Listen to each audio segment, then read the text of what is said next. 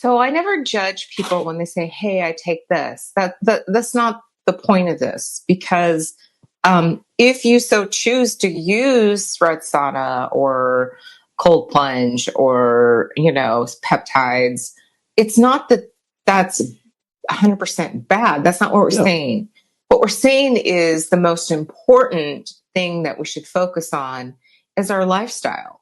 And one of the pieces too that we talked about sleep, we talked about diet, we talked about exercise, but stress, how our body addresses stress is part of how we as humans or in our lifestyle address it.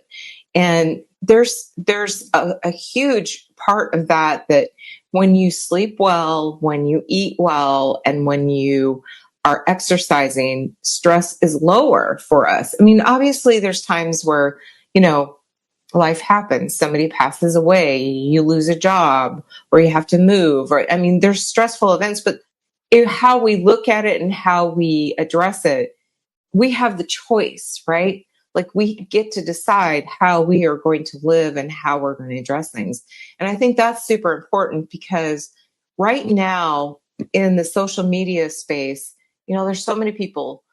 We sell supplements, but you can't supplement yourself out of a bad lifestyle. You Yeah. can't biohack yourself out of a bad lifestyle.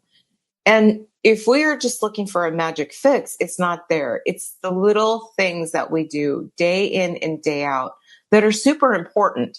And that even comes from, we're both pharmacists and we don't believe in long-term drug therapy for most people for chronic illnesses.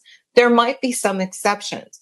But for most of us, for most of how we have treated our body and what choices we have made, those are the consequences that we live with. But we can correct those things.